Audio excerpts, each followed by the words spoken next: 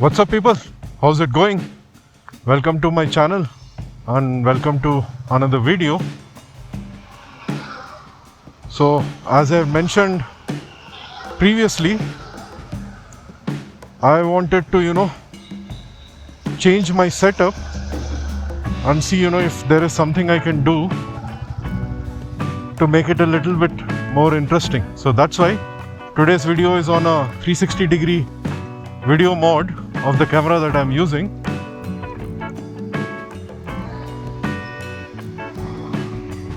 I might require to do some minor adjustments, so bear with that. So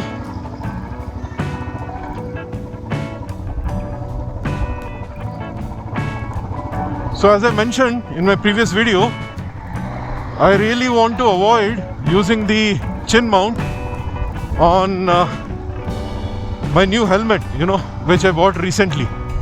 So with that in mind, I started thinking about, using a different setup, which is what I had spoken in my previous video. So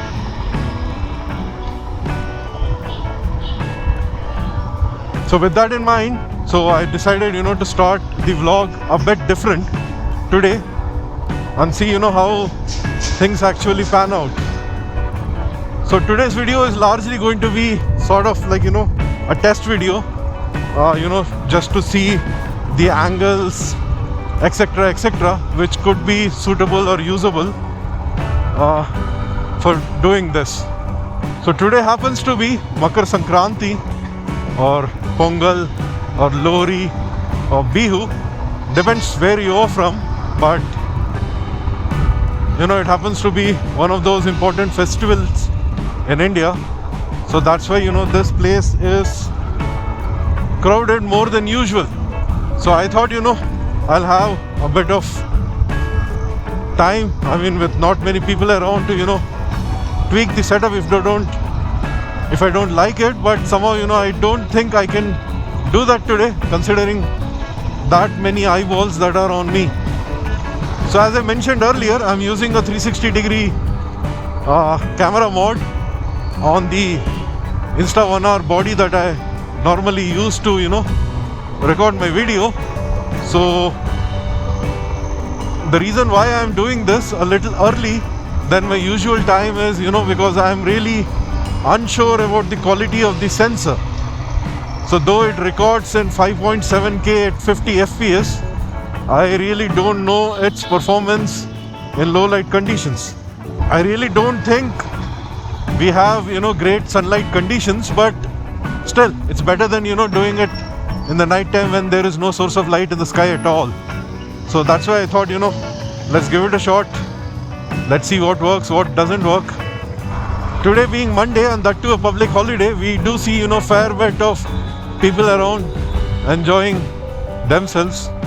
So in this part of the country, during this festival, people seem to enjoy in flying kites. So you do see a lot of people partaking in the activity up ahead. Though these kites look fantastic in the sky, there is a dark side to this as well. Yesterday a few people, as far as the reports go, I think 2 or 3 people lost their lives because the strings that are used to fly these kites are extremely lethal if they are unattended to. So I hope everybody has a very peaceful and injury-free Sankranti, or whatever it's called in other parts of the country. So I hope nobody gets injured. It's very unfortunate that people have lost their lives. There are so many reasons for that, which I really don't want to delve into. But yeah, I do hope that there aren't any more such incidents further from here on. So normally it's the other way around, when I'm usually commuting my way back, but today I'm going the other way. Just the roads seem to be really, really busy, but let's see.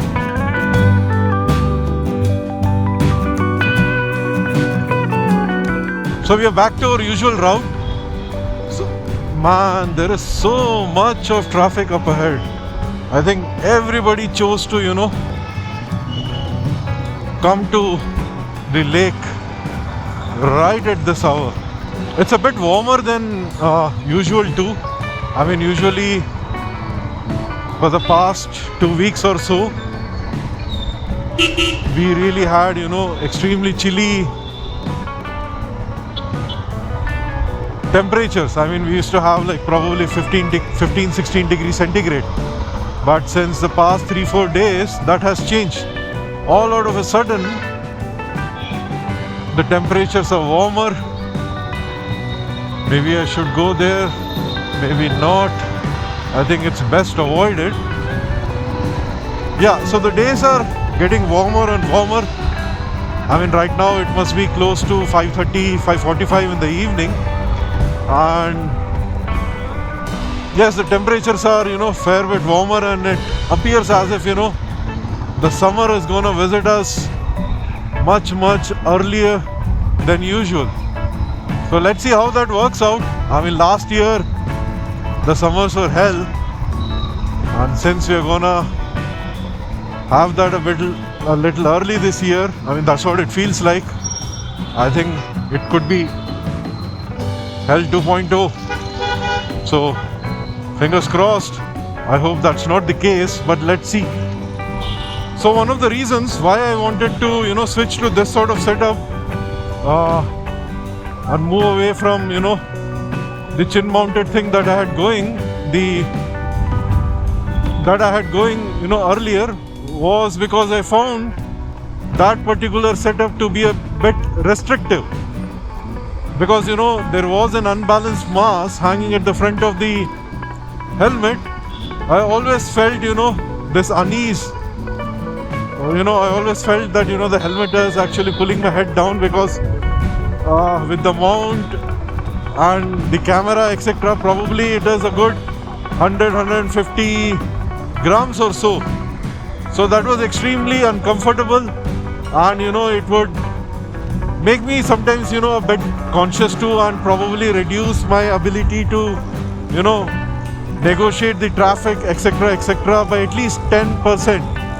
So, but right now with this setup, I sort of feel much better. I don't have any restrictions. I just hope that,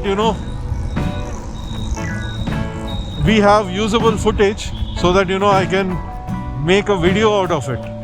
Though there are, several practical benefits of, migrating to this setup, I still have, several concerns.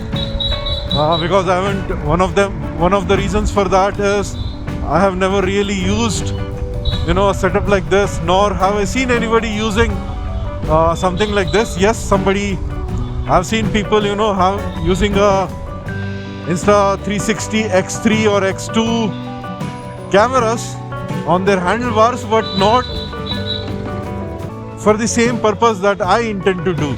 So not really sure how that's gonna pan out. But compared to, some of the earlier videos, I think the point of view, or rather the field of view, is going to be much different, because the camera is at a lower height. So there is going to be, a difference from that point of view. And I also anticipate, several challenges in terms of editing, because I've heard, a lot of people saying that editing a 360-degree camera footage takes some time. I mean, it's not that difficult, but it does take certain amount of effort to, get everything right so that it's seamless. But yeah, I mean, if, the benefits that I expect in terms of, alleviating some of the uncomfortableness that I feel by using a chin-mounted camera, if